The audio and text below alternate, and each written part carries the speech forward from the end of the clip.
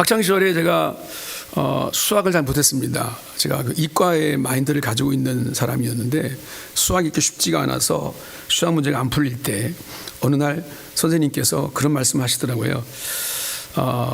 수학이라는 것은 원리다, 원리. 예.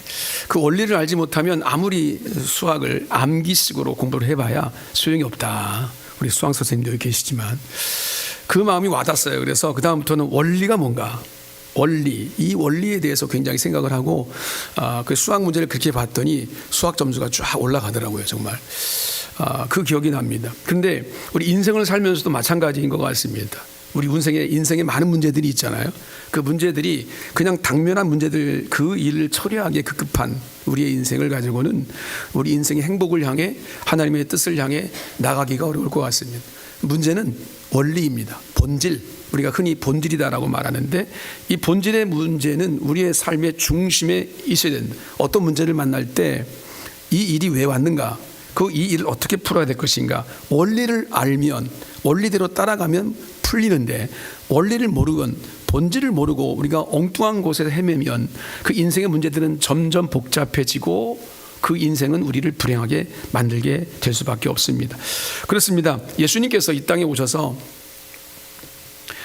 공생애를 시작하실 때 가장 먼저 한 일이 뭐냐면 제자들을 부르시는 것이었지요. 그래서 제자들을 세우시는 것이 가장 먼저 하시는 일이었습니다. 그래서 예수님은 제자들에게 많은 말씀하셨죠. 많은 이적들과 기사들을 보여주셨습니다. 그리고 어느 날 제자들에게 묻습니다. 얘들아, 사람들이 나를 누구라 하느냐? 나를 누구라고 하느냐? 이 제자들이 신나가지고 선생님, 선생님을요 세례 요한이라고 말하기도 하고요, 엘리야가 오셨다라고 말하기도 하고요, 선지자 중에 한 사람이라고도 말하고는 그런 사람들이 있습니다 라고 말하니까 예수님께서 그 말을 들으시고 제자들에게 묻습니다. 그러면 나를 따라다니는 너희들, 제자들 너희들은 나를 누구라고 생각하느냐 라고 묻습니다. 이게 원리죠. 이게 본질입니다. 본질적인 질문을 우리 가운데 던지신 겁니다. 그래서 이 시몬 베드로, 예수님의 수제자라고 말하는 이 베드로가 유명한 신앙 고백을 하지 않습니까? 오늘 우리가 읽은 16절 말씀이죠. 주는 그리스도시요 살아계신 하나님의 아들이십니다 라고 말했습니다. 그러자 주님께서 그 대답을 높이 평가하셨습니다. 그리고 베드로에게 네가 복이 있다 라고 말씀하시고 이 반석, 이 고백 위에 내 교회를 세우리라. 교회는 이 신앙 고백 위에 세워진 것입니다. 베드로의 신앙 고백 위에 당신의 교회를 세우시겠다라고 하는 것은 이제 후로는 이 땅에서 교회를 통해서 하나님의 역사가 이루어질 것이다 라고 선포하신 것입니다. 주님께서 십자가를 지신 이후에 교회를 통해서 역사하실 것을 이 베드로의 신앙 고백을 통해서 말씀하신 것이죠. 따라서 오늘 우리가 이 말씀을 받으면 교회인 우리를 통해서 하나님은 하나님의 역사를 이루어 가신다라는 거예요. 하나님의 역사가 어떻게 이루어지느냐?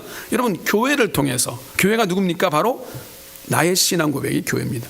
나를 통해서 그 일을 이루어 가시겠다는 거죠. 그래서 오늘 우리는 6월 첫 번째 주일을 맞이하면서 다시 한번 새롭게 영적으로 무장하는 의미에서 교회를 통해서 역사하시는 하나님의 뜻, 이것이 본질이라면 나는 교회인가?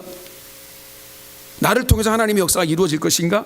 라는 것들을 한번 생각해 보면서 이 숙제 같은 이 문제를 한번 풀어갔으면 좋겠습니다.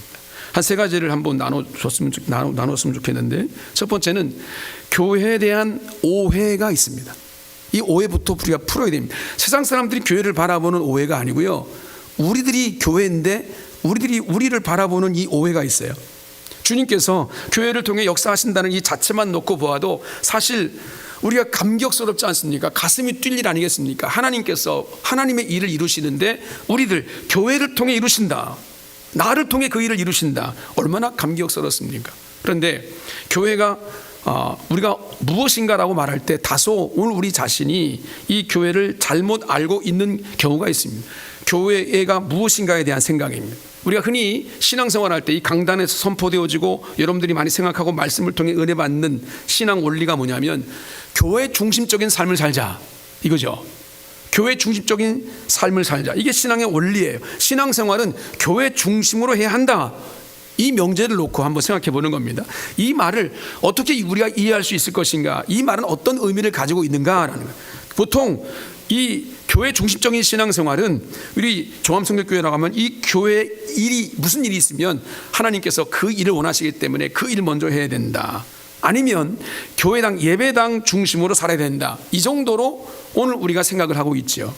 다윗이 왕권에 있을 때 자신은 왕궁에 거하면서 하나님의 이 성전은 천막, 텐트, 성막이라고 하는 이 천막에 거하는 것이 너무 마음이 아픈 거죠. 그래서 속상해서 성전 건축을 준비했죠. 하나님께 기도하면서 주님, 내가 하나님의 성전을 지어서 바치겠습니다. 이게 빗대어서 자기 집은 다 그럴듯하게 장만하면서 교회 건축은 뒤로 미룬다라고 하는 이것에 대해 책망하는 소리가 학계에서 선자를 통해서 선포되고 있습니다. 거처를 우리가 마련할 때 어떤 집을 이사한다, 내가 집을 장만하고 이사를 한다 할 때 당연히 내가 섬기는 교회 근처에 집을 얻는다. 그래서 내가 교회는 가까워야 돼. 그러면서 교회 가까운 곳에 내가 이사를 해서 자주 교회를 들고 기도하고 교회를 살피고 섬기고 봉사하는 이런 마음, 교회 중심적인 신앙이죠. 그렇죠? 저도 평생 그렇게 살았고요. 또 그 은혜 안에 살아가는 사람들이 많이 있음을 볼 때마다 너무 감동을 많이 받습니다. 순수한 마음이고 하나님 앞에 열정적인 마음이고 정말 교회를 먼저 생각하는 그 모습들, 정말 하나님 기뻐하실 신앙의 자세일 것입니다. 분명 교회 중심으로 사는 모습일 것입니다. 그런데 이런 모습이 교회 중심의 삶을 온전히 표현하는 것일까, 이게 다 라는 생각을 해보는 겁니다. 교회당을 건축하기 위해서 힘쓰고 교회를 관리하고 또 교회를 섬기고 봉사하는 일에 힘쓰고 가까이 살면서 열심히 교회 일을 내가 누구보다 최우선적으로 열심히 하려고 하는 이 신앙 자세는 정말 좋은데, 그러면서도 내가 직장은 저 한 2-3시간 정도 멀리 떨어져 있는 곳에 출퇴근하는 이런 경우도 있어요. 교회는 가깝고 직장은 멀고. 굉장히 감동적이지 않습니까? 그런데 이것이 교회 중심적인 삶이다라고 말할 수 있는 오늘 우리의 삶 속에 교회에 대한 본질적인 이해를 좀 더 볼 수 있어야 된다는 생각을 해보는 거죠. 성경 전체를 볼 때 교회는 두 가지로 나눠집니다. 보이는 교회가 있고 보이지 않는 교회가 있습니다. 보이는 교회는 지금 우리가 이렇게 예배당을 지어놓고 여기서 예배 드리고 있지 않습니까? 이게 바로 보이는 교회입니다. 그렇죠? 그런데 보이지 않는 교회라는 것은 이렇게 우리가 모여 있는 예배당뿐만이 아니라 보이지 않더라도 지금도 우리 교회뿐만 아니라 우리 이웃에 많은 사람들이 교회로 존재합니다. 그리고 지금도 오늘 이 시간에 우리가 함께 한국교회 전체 가운데, 아니 세계교회 전체 가운데 주의 이름을 높이고 찬양하고 경배하는 예배자들이 예배를 드리고 있단 말이죠. 그 모든 교회들이 다 통틀어서 교회예요. 그러니까 예수 그리스도를 믿는 성도 자체가 다 교회인 거죠. 보이는 교회와 보이지 않지만 존재하는 모든 교회, 이 모든 교회가 합해서 우리 모든 교회를 이루어가고 있다라는 것입니다. 그리고 우리가 모이는 이 교회, 지금 보이는 교회는 우리가 예배 끝나고 식사하고 교제하다가 오늘 차전도까지 부침기 전도까지 다 끝나고 이제 집에 돌아갈 거 아니겠어요? 집에 돌아간 이후에 우리가 어디로 갑니까? 어디로 가요? 집으로 가죠. 예. 가정이 있잖아요. 가정으로 돌아갑니다. 또 어떤 분들은 자기 일터로 돌아갈 수도 있어요. 이런 것들 가더라도 우리의 가정이, 우리의 일터가 곧 교회인 거죠. 교회인 겁니다. 비록 자신의 위치로 흩어지더라도 그곳에서 주님이 우리 가운데 함께 하시는 그 교통, 코이노니아가 이루어지는 거죠. 그래서 우리는 어디서 무엇을 하든 어디에 있든 하나님의 교회이다. 이게 교회론인 거죠. 그러니까 교회를 우리 눈에 보이는 건물로만 이야기할 것이 아니라는 거죠. 우리는 이렇게 이쁘게 교회의 당을 건축해 놓고 예배를 드리고 있고요. 많은 교회들이 예배당이 없어서 지하에 들어가고 얼마나 힘든 예배를 드리고 있는 사람들도 많이 있는데, 이렇게 번듯한 교회 예배당을 지어놓고 예배를 드린다. 얼마나 감사한 일입니까? 그런데 이런 보이는 교회만이 교회가 아니다라는 것, 그걸 가지고 우리가 교회를 얘기할 수 없다라는 겁니다. 주님께서 교회를 통해서 역사하신다라고 말할 때 본질적인 그 교회는 바로 성도입니다. 내가 교회인 거죠. 그러니까 내가 하나님을 온전히 섬기고 예수 그리스도를 통해서 내가 구원을 받고 그 예수 그리스도가 나의 구원자, 나의 주님이시다라고 고백하는 바로 그 교회, 그 나의 나의 이 교회를 통해서 하나님이 역사하신다라는 거죠. 내가 그러므로 여러분 교회를 이야기할 때 나 자신이 어디에 있든 오늘 이 보이는 교회 안에서 예배를 드리고 있든 아니면 가정으로 가든 직장으로 가든 그것이 바로 교회다라는 이 생각을 늘 하고 있어야 된다는 거죠. 그래서 우리 자신이 교회에 다 와야 된다. 물론 건물인 이 교회당 중심으로 사는 거 분명히 중요합니다. 직장은 2-3시간 동안 출퇴근하면서 왔다 갔다 해도 나는 교회는 가까워야 돼. 난 존중합니다. 저 대단한 신앙입니다. 정말 위대한 신앙인데, 그런데 물론 건물인 이 교회당 중심으로 사는 것도 중요하지만 본질적으로 보이는 교회뿐만 아니라 보이지 않는 교회를 통해서 하나님께서 나를 통해, 교회인 나를 통해 얼마나 영광 받고 계시는가. 이게 안 되면, 보이지 않는 교회가 이루어지지 않으면 여러분 보이는 교회 전체가 하나님의 영광이 될 수 없습니다. 세상에 손가락질을 받을 수밖에 없습니다. 이렇게 성도들이 교회라는 의식을 제대로 갖고 살아갈 때 주님께서는 당신의 역사를 이루어 가십니다. 누구를 통해? 그 성도를 통해. 누구를 통해? 그 교회를 통해 이루어 가시는 거죠. 그러니까 여러분, 우리가 하나님의 교회가 얼마나 성장하고 얼마나 부흥하고 얼마나 하나님의 뜻에 맞게 살고 있는가라는 것들을 어떻게 생각할 수 있어야 되냐면, 우리가 얼만큼 교회가 되어가고 있는가라는 것들을 통해 보면 되는, 이게 원리입니다. 이게 신앙생활의 원리예요. 보이는 교회에서는 그럴듯한데 보이지 않는 교회에서는 내가 하나님의 뜻대로 살지 못하고 세상 사람과 구별되지 못한다? 그럼 보이지 않는 교회가 무너진 거잖아요. 그러면 하나님께서 나를 통해 역사가 하실 수 없다는 겁니다. 우리 성도들이 주님이 세우신 교회로 모였을 때 아름답습니다. 그렇죠? 그리고 강합니다. 그리고 정말 신령하죠. 은혜가 있습니다. 우리가 찬양할 때 우리가 주님 앞에 영광 돌리는 그 모습들이 얼마나 신령하고 아름답습니까? 그런데 예배당 문을 나서서 가정으로 가고 직장으로 가서 왜 오늘 우리는 이렇게 나약할까? 왜 우리는 세상을 이기지 못할까? 왜 세상 사람들과 다르지 못할까? 구별되지 못할까? 이 문제를 곰곰이 생각해 봐야 됩니다. 그러다 보니까 세상 사람들이 교회 다니는 사람들을 특별하게 생각하지 않습니다. 바라보질 않습니다. 본받으려고 하질 않습니다. 왜냐하면 그들이 바라볼 때, 세상 사람들이 바라볼 때 자기들이 알고 있는 성경이라고 하는 것은, 자기들이 알고 있는 예수의 가르침이라고 하는 것은 분명히 이 세상과는 다른데, 그런데 그 가르침을 받고 그분을 따른다고 하는 그 예수 믿는 사람들을 바라보니까 자신들과 다르지 않은 거예요. 하나도 다르지 않아요. 독선적이고 욕심이 가득하고 이기적이고 자기만 잘났고 말만 앞서고 이러니까 그 사람들이 우리를 통해서 배울 게 없는 거죠. 감동받을 게 없는 거예요. 그러니까 교회를, 예수를 믿는다는 사람들을 특별하게 생각하지 않는다는 것입니다. 분명 오늘 우리는 예수 그리스도의 핏값으로 세우신 그 은혜로 교회라는 하나님의 은혜를 받은 사람, 내가 교회인데 그럼에도 불구하고 교회당 문을 나서는 순간 내가 교회다라는 생각을 잊어버립니다. 모였을 때뿐만 아니라 흩어졌을 때에도 우리는 교회입니다. 교회인 나를 통해서 주님께서 역사하신다는 생각을 늘 하고 있어야 된다는 거죠. 성령의 은혜로, 그 능력으로 말이죠. 주님께서 베드로에게 어떨 때 내 교회를 세우시겠다라고 말씀하셨는가? 오늘 16절 다시 보시면 주는 그리스도시요 살아계신 하나님의 아들이십니다라는 이 고백을 할 때 주님께서 말씀하신 거예요. 그렇다면 오늘 우리는 이 교회당에 모여서 예배할 때뿐만 아니라 세상에 나가서 가정이나 직장이나 모든 일터, 모든 우리의 삶이 있을 때, 나 혼자 쉬고 있을 때에도 이 고백이 날마다 나를 지배할 수 있어야 되는 거죠. 주는 그리스도이십니다. 주는 살아계신 하나님의 아들이십니다. 언제 어디서든지 예수님이 나의 주님이시고 예수님이 나의 구주이시고 하나님의 아들이십니다. 내가 그의 십자가의 보혈로 구원받았기 때문에 그리스도를 고백하고 드러내는 모습으로 나가는 우리의 삶의 모습이 우리의 삶의 전체 가운데 확증되어야 된다. 주님께서 교회를 통해 역사하시겠다고 하는 것은 결국 오늘 우리가 이 신앙 고백에 맞는 그런 삶을 살아갈 때, 예수님이 나의 구주이시고 주님이십니다라는 그 이름에 걸맞는 삶을 살아갈 때 주님은 우리를 통해 하나님의 일을 이루어 가신다. 약속이에요, 약속.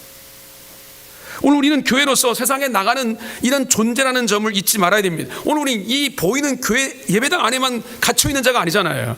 주님은 그렇게 우리를 교회를 세우지 않았어요.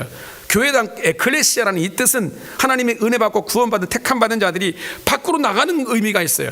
세상 밖으로 나가라는 거예요. 나가서 하나님의 뜻을 보이라는 거죠. 교회로서 존재하라는 것입니다. 그럴 때 하나님은 우리를, 연약하고 부족한 우리를 통해서 하나님의 역사를 이루어 가시겠다는 거죠. 그러므로 여러분, 언제 어디서든지 잊지 마십시다. 나는 교회다. 나는 교회다. 이 신앙 고백을 통해서 하나님께서 일하실 줄로 믿습니다. 두 번째는 음부의 권세, 결코 우리들을 이길 수 없다. 이 고백을 한번 생각해 봤으면 좋겠습니다. 주님께서 베드로에게 이 반석 위에, 고백 위에 내 교회를 세우겠다라고 말씀하시면서 이렇게 선포하셨습니다. 음부의 권세가 이기지 못하리라, 이 교회를 이기지 못하리라 그랬어요. 성도가 교회로서 세상에 나갈 때 여러분, 사단이 얼마나 활동을 하는지 아십니까? 여러분 한번 시험해 보시면 알잖아요. 내가 하나님의 은혜 안에 살고자 하고, 내가 예배하고자 하고, 내가 주님의 원하시는 헌신을 하고자 할 때 사단이 그냥 가만히 내버려 두고 야, 너 잘한다 잘한다 박수 쳐줍니까? 절대 그렇지 않습니다. 여러분, 우리가 가만히 내버려 두지 않습니다. 기도하지 못하게 만들고, 주님을 예배하지 못하게 만들고, 주님을 섬기지 못하게 만들고, 사랑하지 못하게 만들고, 교회인 성도를 어떻게 하든 넘어지게 만들고 쓰러지게 만듭니다. 그래서 그 유혹에 우리가 빠져서 실수할 때도 많고 넘어질 때가 많이 있지 않습니까? 중요한 것은, 그렇다 할지라도 오늘 주님 말씀하신 것은 예수 그리스도를 나의 구주와 주님으로 영접하고 고백하는 바로 그 교회 성도인 오늘 우리를 사단은 쓰러뜨릴 수 없다. 음부의 권세가 아무리 날뛰더라도 여러분, 음부의 권세가 결코 교회를 이기지 못하리라.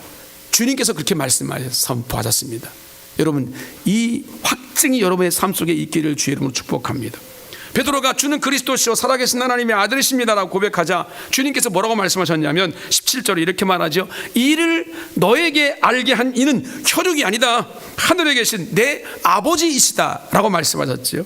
베드로의 신앙 고백은 정확했습니다. 그래서 주님께서 칭찬하셨습니다. 그런데 그 정확한 지식은 베드로가 똑똑해서 그가 생각해내서 그가 경험해 보니까 아, 주님은 그렇다라고 그렇게 알아낸 것이 아니라는 거예요. 만약 그것이 베드로의 고백이고 베드로의 신앙으로 자기 지식으로 경험을 알아낸 것이라면 여러분, 자신이 부족하고 넘어졌을 때도 역시 그 신앙 고백도 무너지는 것이고 그 지식도 넘어지고 없어지는 거예요. 정확한 지식이 아닐 수밖에 없는 거예요. 그런데 주는 그리스도시요 살아계신 하나님의 아들이라고 하는 이 베드로의 고백은 베드로 자신 노력으로 된 것이 아니에요. 하나님께서 그에게 알게 해주신 거예요. 주님이 그렇게 말씀하셨어요. 은혜로 주신 것이다. 여러분들이 예수 그리스도를 나의 주님으로, 나의 구주로 고백하고 나는 교회라고 고백하십니까? 여러분들이 지식이 아닙니다. 여러분들의 경험이 아니라고요. 주님께서 은혜로 그걸 알게 해주신 거예요. 하나님의 선물이라고 성경은 말하고 있습니다.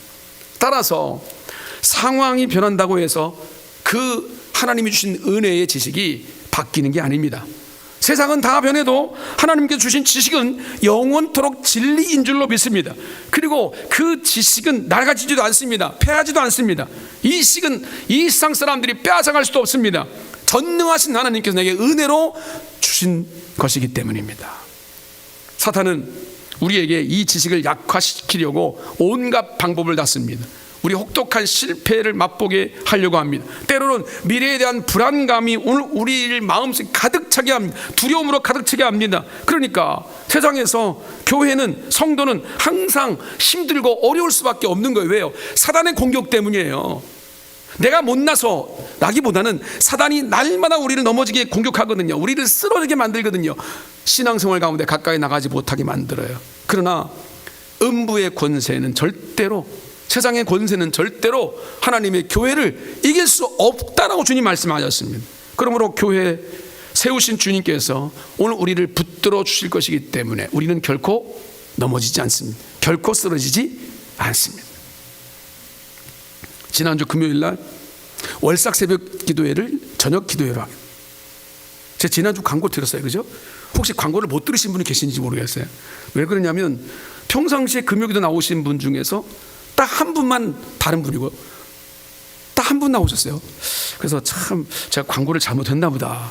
그래서 생각했는데 제가 여러분 책망하려고 이 말씀을 꺼낸 게 아니라 제 얘기를 하려고 그래요. 금요기도회를 선포해 놓고 특별히 월삭 새벽 기도를 저녁 기도회로 우리가 함께 모여서 기도해 봅시다. 기도했는데 몸이 하루 종일 아픈 거예요. 너무너무 시름시름 고통스럽고, 그리고 내 마음 가운데 자꾸 두려움이 생기는 거예요. 교회를 향한 두려움에, 하나님의 교회를 향한 두려움, 종암성결교회를 향한 두려움, 이것보다 더 큰 전체 아까 말씀드렸던 것 보이지 않는 우주적인 교회 가운데 있는 두려움. 하나님, 이 땅의 교회가 어떻게 되겠습니까? 하나님, 이렇게 가다가 한국 이 교회가 어떻게 되겠습니까? 한국 이 사회는 어떻게 될까? 이런 두려움들이 자꾸 엄습해 오면서 몸이 아픈 거죠. 이게 뭐겠어요? 사단의 공격인 거예요. 기도하지 못하게 만들고 내 마음 가운데 두려움을 자꾸 낙심한 마음 가운데 가져다 주어서 도저히 하나님께서 원하시는 뜻을 이루어가지 못하도록 만드는 거죠.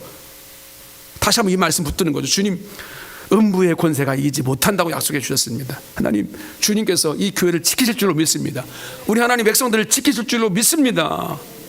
그 기도 가운데 하나님께서 은혜로 그 근무기도를 이끌어가게 하셨어요.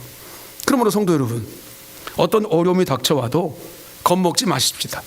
세상은 우리 교회를, 세상은 오늘 우리 하나님의 백성들을 결코 무너뜨릴 수 없습니다. 이 믿음으로 주님 바라보고 전진해 갈 수 있기를 주의 이름으로 축복합니다.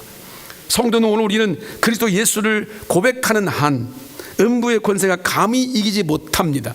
주님께 약속하신 것이기 때문에. 비록 그러므로 우리가 어렵더라도 예수 그리스도를 고백하고 계속해서 우리에게 맡겨진 사명을 위해 그 길로 가면 됩니다. 승리는 이런 이미 하나님 백성들 교회에게 이미 주어졌고, 교회는 우리 그리스도를 의지하고 계속 나가면 주님께서 우리 가운데 이루어 가실 그 일을 우리를 통해 하나님 역사해 주실 줄로 믿습니다. 반드시 승리할 줄로 믿습니다. 우리 조암교회가 그 길로 걸어갈 수 있기를 주의 이름으로 축복합니다.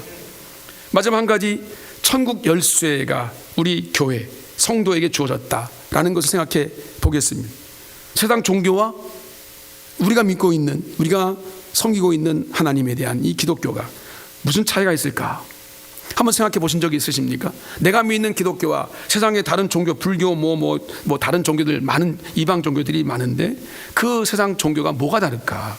여러분, 엄밀하게 말하면 세상의 종교는 내가 이렇게 해야 복을 받는다, 이렇게 하지 않으면 저주를 받는다, 이런 식의 개념이 많아요. 그래서 종교적인 사람들의 모습을 보게 되면, 이방 종교들 믿는 사람들을 보게 되면 무언가 자신이 알지 못하는 것에 대해서 내가 이렇게 하지 않으면 해코지를 당할 것 같은 거예요. 그 마음 여러분들 이해하시죠? 여러분들 그런 종교성이 있잖아요. 내가 주일에 한번 3번 빠졌어.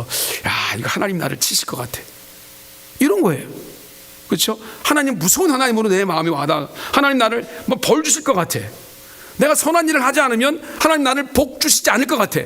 이런 모습들 때문에 내가 좀 경각심을 갈 때가 있는데, 이게 바로 종교성이라는 거죠. 이방 종교들은 그 개념 안에 매여 있어요. 왜? 그렇게 하는 모든 것들이 내가 복받기 위해서 하는 거예요. 그렇게 하는 모든 것들이 내가 해코지 화를 당하지 않기 위해서 하는 거예요. 굉장히 타율적이지요. 자기 의지가 없는 거예요. 그런데 하나님께서 우리 가운데 이 땅에 세우신 교회는 다릅니다. 하나님께서 교회가 스스로 뭔가를 선택할 수 있도록 권한을 주셨습니다. 그걸 허락하셨어요. 그리고 교회가 그 선택을 하나님께 할 때 하나님은 우리를 존중해 주십니다.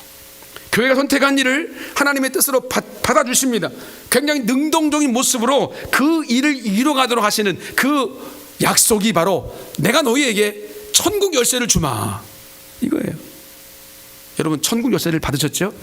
여러분 가슴속에 번쩍번쩍 빛나는 키 하나 들고 가지고 다니시잖아요. 아니신가요?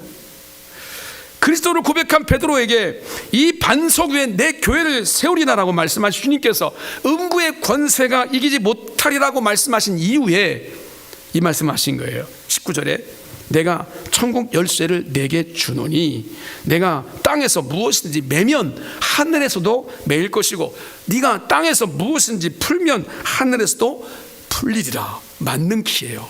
내가 풀면 풀리고 내가 매면 매는 겁니다. 누가? 교회가. 누가? 예수 그리스도를 나의 구주와 주님으로 성접한 내가 말이죠. 여러분, 베드로에게 주신 천국 열쇠, 그 말 그대로 여러분 천국에 적용되는 열쇠 아니겠습니까? 열쇠는 열든지 잠그든지 둘 중에 하나죠. 또 다른 기능이 있나요? 열든지 잠그든지. 베드로가 땅에서 열면 천국에서 열린다. 베드로가 땅에서 매면 천국에서 매인다, 닫힌다는 거예요. 이 천국 열쇠를 우리에게 주셨어요. 여러분, 열고 잠그는 주체가 누구예요? 하나님이에요? 아니, 우리예요. 교회인 오늘 우리예요. 베드로가 그 주체예요. 왜? 베드로가 신앙 고백했으니까. 베드로가 그 주체인데, 중요한 것은 베드로라고 하는 인물이 아니라 베드로와 동일한 신앙 고백, 주는 그리스도시요 살아계신 하나님의 아들이십니다 라고 고백한 교회, 그 교회가 열면 열립니다. 그 교회가 잠그면 잠깁니다. 이게 바로 우리에게, 교회에게 주신 하나님의 축복입니다. 그러니까 우리가 이 땅에 무엇인가를 매면 역시 하늘에서 매인다는 거죠. 우리가 이 땅에서 풀면 하늘에서 풀린다는 겁니다. 근데 이것은 우리가 능동적으로 하나님이 기뻐하시는 일을 선택해 나가라는 거예요. 내 마음대로, 내 마음에 안 드는 저 사람, 이 지옥이 나가라, 내가 매버려, 저 사람 지옥 간다, 이런 말씀이 아니에요. 여러분, 그렇게 오해하지 마세요. 나 천국 열쇠 있는 사람이야, 까불지 마. 나한테 까불면 너희들 지옥 갈 거야, 이런 키가 아니란 말이죠. 그러면 이게 무슨 말이냐면, 하나님의 뜻을 내 마음에 품고 하나님의 뜻대로 나가게 되면 반드시 하나님께서 그 열쇠의 효능을 허락해 주시겠다는 거 아니겠습니까? 여러분, 하나님께서 하나님의 뜻대로 사는 하나님 백성들에게 그 천국 열쇠를 주시면서 하나도, 오늘 우리가 하나님의 뜻대로 나가면서 열고 닫는 그 모든 것들이 땅에 떨어지지 않도록 그대로 받아주시겠다는 거예요. 이게 얼마나 큰 영광인지 아십니까?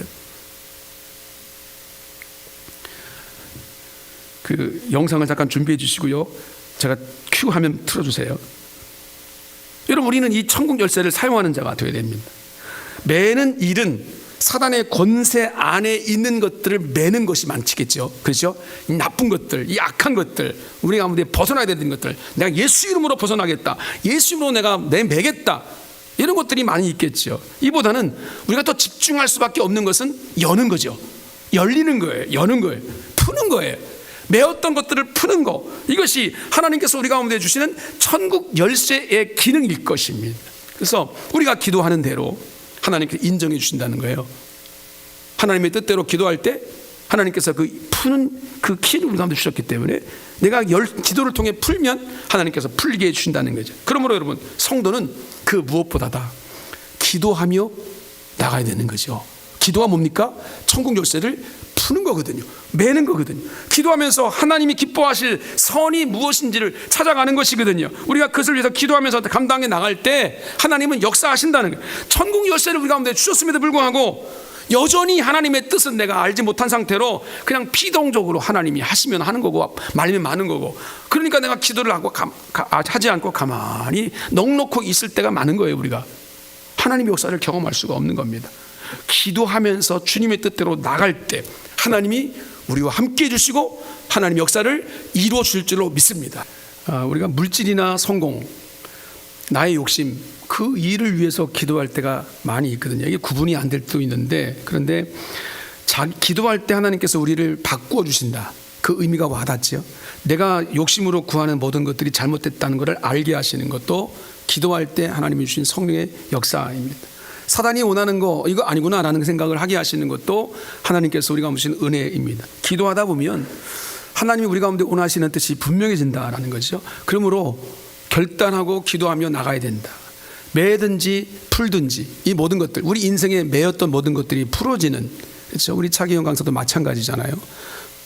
알 수 없는 모든 것들이 매여 있어요. 그래서 도저히 풀어갈 방법이 없는데 기도하면서 하나님께서 지혜를 주시고 풀어갈 수 있는 힘을 주셨다. 이것은 하나님께 천국 열쇠를 내게 주셨다는 얘기와 같은 거거든요. 하나님은 그렇게 우리를 이끌어 가시고 역사하신다. 사명도 마찬가지입니다. 하나님께서 우리에게 사명을 주셨잖아요. 그런데 그것이 사명인지를 우리가 어떻게 아는가? 하나님께 나타나셔서 야, 이거 해봐, 저거 해봐. 여러분 궁금하시잖아요. 김성규 목사가 왜 목사가 됐을까?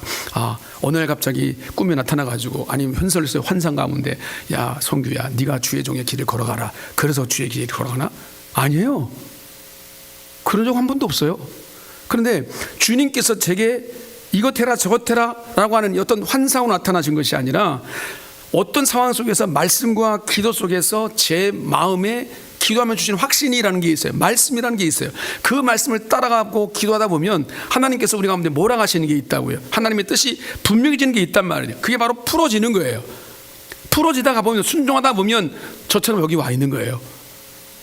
하나님이 그렇게 우리를 인도하신다라는 거죠. 그러므로 여러분, 하나님은 나를 통해 역사하시는데 어떻게 역사하시는가? 우리는 이 세상 가운데 연약함, 미진함, 부족함 여러 가지 많이 가지고 있습니다. 그러나 여러분, 주님 말씀 붙잡고 기도하며 주님의 뜻 앞에 천국 열쇠를 가지고 풀고 매는 일들에 우리가 무릎 꿇다 보면 하나님께서 하나님의 일을 반드시 우리를 통해 이루어 가실 것이다. 성경에는 우리가 열매를 맺으라고 말씀합니다. 그런데 열매는 여러분, 우리가 열매를 맺어야지 해가지고 맺어지는 게 아니고, 나도 모르는 사이에 하나님께서 주님의 말씀과 기도로 무릎 꿇는 자에게 그 열매를 맺히게 하시는 거예요. 제 경험을 말씀을 드리면, 전혀 생각하지 못했던 사람, 나는 그렇게 하려고 의도를 한 적이 한 번도 없는데 그런 사람들이 사명자의 길을 걸어간다 그러고 주님께서 원하시는 뜻 앞에 순종한다 그러고, 어느 날 바라보니까 정말 하나님의 은혜였다고 고백하는 것들을 바라볼 때, 아, 그게 너의 기도의 응답이다, 너의 기도의 열매다라고 말씀하실 때가 있단 말이죠. 내가 계산한 게 아니에요. 그래서 하나님은 그렇게 역사하신다니까요. 우리가 생각하고 알고 있는 그런 계산, 우리의 모든 삶의 여건들이 다가 아니라는 겁니다. 하나님의 역사는 우리 인간의 그 계산, 카운터를 넘어서는 겁니다. 우리가 계산하고 열매 맺는 모든 것들, 여러분, 이것은 인간적인 것이지만, 그러나 하나님은 반드시 하나님의 뜻대로 우리에게 열매를 맺혀지게 하실 것이다. 그러면 여러분, 우리가 결심하고 푸는 일은 하늘에서도 풀리고, 우리가 결심하고 매는 일이 있다면 그것도 역시 마찬가지로 하나님께서도 매게 하실 것이다. 그러므로 능동적으로 주님을 의지하고 나가는 것, 이것이 하나님의 교회, 곧 예수 그리스도를 나의 구주와 주님으로 영접한 자들의 삶이 되어야 된다. 이게 교회입니다. 이게 한번 스스로에게 물어봅시다. 자기 자신에게, 나는 교회인가? 여기 모여서 예배드린다는 것 때문에 교회, 그게 아니라는 겁니다. 여기 모였을 때뿐만 아니라 오늘 이 시간 여러분들이 교회당 예배당 문턱을 넘어서서 세상을 향해 나갈 때도 역시 마찬가지. 나는 교회이다. 가정에서도 나는 교회이고, 직장에서 나는 교회이고, 이웃과의 관계성 속에서 나는 교회이고, 그거 내가 선 자리가 바로 교회이다. 그럼 그렇게 예수 그리스도를 나의 구주와 주님으로 고백하는 그런 모습이 흐트러지지 않는, 견고하게 믿음으로 서나가는 바로 그런 자들에게 음부의 권세, 세상의 권세는 결코 우리를 이길 수 없고, 그러므로 하나님께서 우리 가운데 천국 열쇠를 주신 것처럼 기도하고 풀어가는 모든 일들이 하나님의 뜻 앞에서 온전하게 이루어지게 하실 것이다. 여러분, 이게 바로 이 땅에 교회를 세우신 주님의 목적입니다. 다시 한번 고백합시다. 우리는 하나님의 교회입니다. 교회는 우리를 구원하신 바로 우리 구주 예수 그리스도의 몸이다라고 말씀하지 않습니까? 예수 그리스도를 머리로 삼고 그 몸 지체가 되어서 하나님께서 원하시는 뜻을 이루어가는 하나님 백성임을 고백하는 거죠. 주님 오실 그날까지 이 일에 충성하고 헌신하고 순종한 자를 통해서 하나님 역사하시고, 하나님 우리가 은총을 베풀어 주시고 축복해 주심으로 이 땅에 하나님의 뜻을 이루어 가게 하실 줄로 믿습니다. 이 은혜가 우리 종합성결교회 모든 성도들 각 지체 가운데 넘쳐나기를 주님의 이름으로 축복합니다.